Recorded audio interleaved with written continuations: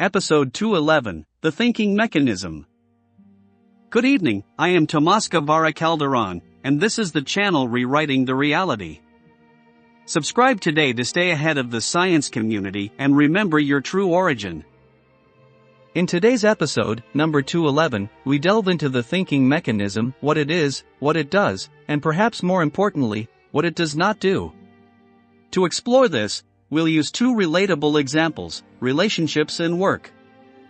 Understanding the nature of thought, its role as a translator rather than a creator, is essential to moving beyond confusion and truly aligning with your desires.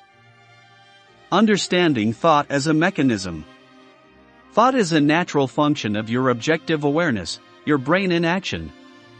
Like your heartbeat or your breath, it operates continuously, translating the communications you send yourself through emotion, imagination, and other avenues.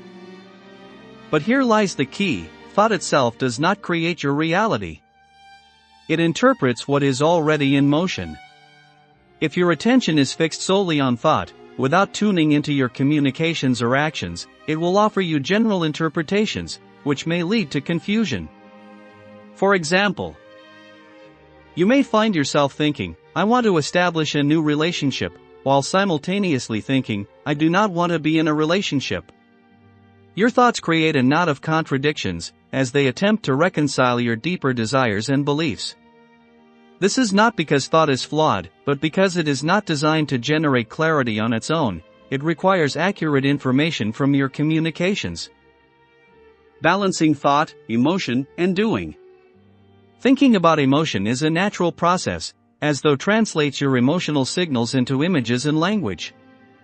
However, to avoid confusion, it's essential to balance thought with the recognition of emotional communication and the awareness of doing, the actions you take in each moment.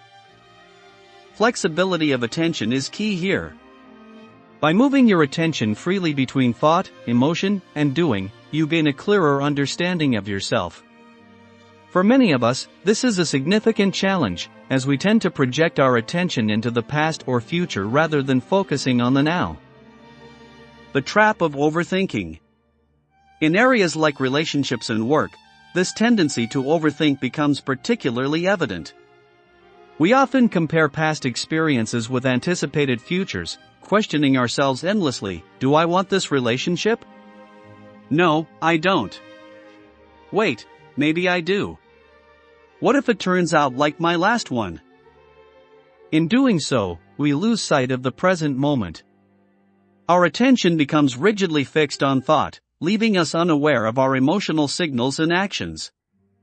This creates confusion, as we prioritize what we are thinking over what we are doing. Breaking free from overthinking, this action often pulls us away from the present moment, trapping us in cycles of past comparisons and future worries.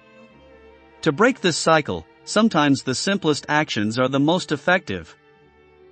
Go outside, smell a flower, feel the sun on your skin, or listen to the singing of a bird.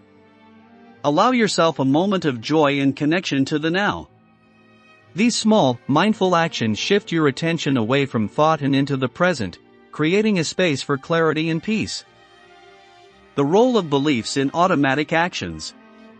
While we're lost in thought, our automatic actions, those small, seemingly insignificant movements we make throughout the day, are continuously influenced by our beliefs. These actions are not directed by thought but are motivated by the beliefs we hold. For instance, how you shuffle paperwork, interact with colleagues, or choose your lunch are all expressions of your beliefs. These same beliefs influence the larger decisions you make, such as whether to reconnect with a former employer or partner. The difference is that in daily actions, you're often unaware of their influence, while in major decisions, you overthink and lose clarity. The power of paying attention. My suggestion to you is this: dedicate one entire day to paying attention to yourself. Focus solely on what you are physically doing in each moment, regardless of how trivial it may seem. This exercise shifts your attention away from thought and toward your actions, offering you insight into the beliefs driving your behavior. You may discover patterns you were previously unaware of, subtle actions influenced by deeply held beliefs. Recognizing these patterns empowers you to make conscious choices, rather than defaulting to automatic responses. Breaking free from automatic pilot. Remember, beliefs are neither good nor bad, they simply are. The power lies in recognizing their influence and choosing how to respond. Whether you continue to act on certain beliefs or decide to change them, the key is knowing that you are making a choice. This practice of paying attention allows you to become familiar with yourself, your desires, your influences, and your actions. And once you achieve this familiarity, you gain greater clarity over what you truly want. Thought as a translator, not a creator.